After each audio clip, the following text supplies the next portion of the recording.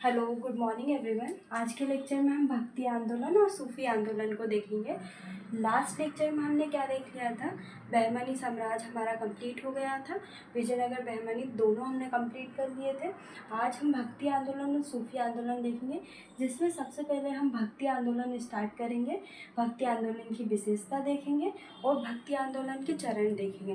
भक्ति आंदोलन सबसे पहले कहाँ पे था? दक्षिण भारत में, उसके बाद उत्तर भारत में आया था। आज हम देखेंगे कि दक्षिण भारत में कौन कौन थे, जिसमें हम नायनरों अलवारों के बारे में देखेंगे, है ना। उत्तर भारत में कब था ना, तो ये सारी चीज़ें देखेंगे। सबसे पहले भक्ति आंदोलन की क्या विशेषता देखेंगे, है ना। तो ये हमारा 7 मार्क्स में आ सकता है कि भक्ति आंदोलन की विशेषता बताइए, है ना। तो इसमें मैंने आपको यहाँ पे पॉइंट लिख दिए। पॉइंट में कुछ इन्फॉर्मेशन है, बस वही इम्पोर्टेंट है, ज़्यादा आपको लिखने की ज़रूरत नहीं है, क्योंकि 7 मार्क्स में इतना ही इनफ है। इसमें से आप 1-2 पॉइंट ना भी लिखें तो भी आपका क्या 7 मार्क्स में जो इतना बड़ा क्वेश्चन है वो आपका हो जाएगा, है ना। क्योंकि 7 मार्क्स में सिर्फ हमको 50 वर्ड लिखने हैं ना, तो 50 वर्ड तो बहुत जल्दी हो जाते हैं ना। आपका 1/2 मतलब 1 पेज है, उसका हाफ क्या हमारा 50 वर्ड में हो जाता है ना। तो क्या है, एक ईश्वर में आस्था। सबसे पहले हमारा पॉइंट रहेगा कि विशेषता क्या थी भक्ति आंदोलन की। एक ईश्वर में आस्था थी, मतलब एक ईश्वर को मानते थे। तो इसमें हम लिख देंगे कि जो एक ईश्वर में आस्था सर्वशक्तिमान था ना, जो ईश्वर था वो क्या था? सर्वशक्तिमान था, है ना। इसके बाद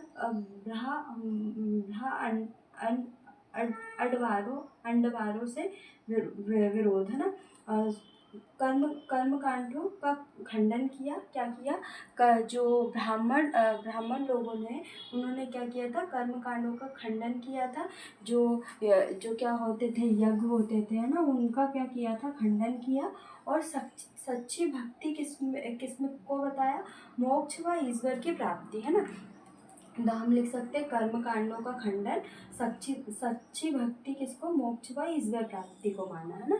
तो क्या क्या कर सकते हैं? ईश्वर की प्राप्ति के लिए आप क्या कर सकते हैं? जो सच्ची भक्ति मोक्ष व ईश्वर की प्राप्ति के लिए अब आपको क्या कर्म कांडों करवाने की कोई ज़रूरत नहीं है। इसके बाद संन्यास का विरोध किया था। जो संन्यास जीवन है उसका विरोध किया था। जैसे क्या है, जो हमने बौद्ध धर्म में पढ़ा था ना, तो उसमें संन्यास जीवन भी था ना। तो उन्होंने क्या बोला? सच्ची श्रद्धा क्या है? सच्ची श्रद्धा अगर है तो आप गृहस्थ जीवन में भी मोक्ष प्राप्त कर सकते थे, है ना।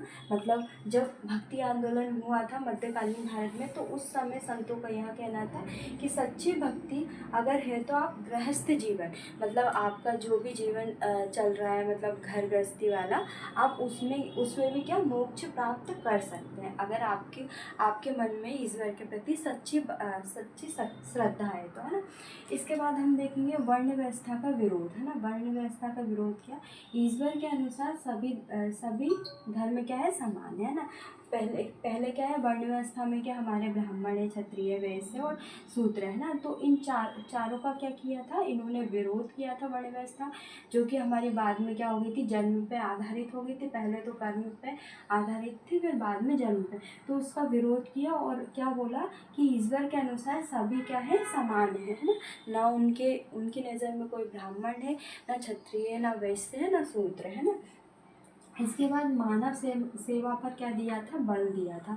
जो भक्ति आंदोलन के विद्वान हैं, उन्होंने क्या बोला था? मानव सेवा पर बल, जिसमें मानव सेवा क्या है? सर्वोपरि, है ना। अगर आपको ईश्वर को खुश करना है तो आपको मानव की क्या हेल्प करनी चाहिए, है ना।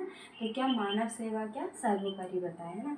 और स्थानीय भाषा में क्या दिए थे? उपदेश दिए थे, है ना। स्थानीय भाषाओं में उपदेश इसलिए दिए थे ताकि सभी लोग हैं क्या सरलता से क्या समझ सके, है ना। तो क्या स्थानीय भाषाओं में उपदेश दिए थे और समन्वयवादी प्रकृति को क्या किया था? अपनाया था। लोगों में क्या सामंजस्य की भावना, समन्वय की भावना उत्पन्न की थी, है ना। और गुरु के प्रति क्या? गुरु के महत्व में वृद्धि हुई थी। क्या हुई थी? गुरु के महत्व में वृद्धि हुई थी, जिसमें क्या गुरु व शिक्षा का महत्व था, है ना। और समानता की भावना विकसित हुई थी कि सभी लोग क्या है? समान है ना, कोई ब्राह्मण, ना क्षत्रिय, ना वैश्य, है ना। तो समानता की भावना का का सृजन हुआ था ना। अब हम देखेंगे कि जो भक्ति आंदोलन है उसको हम दो चरणों में पढ़ेंगे। एक तो दक्षिण भारत के भक्ति आंदोलन और उत्तर भारत में भक्ति आंदोलन का क्या प्रभाव पड़ा था। दक्षिण भारत में भक्ति आंदोलन कब था, 7वीं से 13वीं शताब्दी में था, और उत्तर भारत में 13वीं से 16वीं सदी तक क्या था, भक्ति आंदोलन का प्रभाव था, है ना। इसमें हम देखेंगे दक्षिण भारत में क्या 13 अलवारों मतलब वैष्णव धर्म को मानते थे वो, और 63 नायनारों की जो कि शैव धर्म को मानते थे, है ना, वो थे, है ना। तो इसमें हम किसको देखेंगे, मुख्य रूप से आदि शंकराचार्य को देखेंगे, जिनके द्वारा क्या 4 मठों की स्थापना की है, दक्षिण में, उत्तर में, पूर्व में और पश्चिम में, है ना। तो उनके बारे में देखेंगे। तो आदि शंकराचार्य के बारे में हम पढ़ेंगे, रामानुजाचार्य के बारे में पढ़ेंगे, माधवाचार्य के बारे में पढ़ेंगे, निवर्कचार्य के बारे में पढ़ेंगे और वल्लभाचार्य के बारे में पढ़ेंगे, है ना। तो बस हमको इतने ही विद्वानों के बारे में देखना है। और उत्तर भारत में कब था, 13वीं से 16वीं शताब्दी तक था। तो इसमें हमको क्या देखना है, रामानंद के बारे में देखना है। रामानंद के बारे में इसलिए देखना है क्योंकि दक्षिण भारत से उत्तर भारत में जो भक्ति आंदोलन का प्रभाव ले जाने का कार्य किसके द्वारा किया, रामानंद के द्वारा किया, है ना। इसके बाद हम कबीरदास को पढ़ेंगे, गुरु नानक देव को पढ़ेंगे, दादू दयाल के बारे में पढ़ेंगे, रैदास के बारे में ना। तो इन महान विद्वानों के बारे में हम पढ़ेंगे। और अगर हम देखें कि राम भक्त के बारे में देखेंगे और कृष्ण भक्त में, इसमें हम सूरदास को पढ़ेंगे, है ना। इसके बाद हम मीराबाई को देखेंगे राम भक्त के रूप में, है ना। और भी है चैतन्य महाप्रभु, है ना। इसके बाद हम महाराष्ट्र में भी कुछ वो होते हैं ना संत विद्वान, है ना, तो उनके बारे में देखेंगे।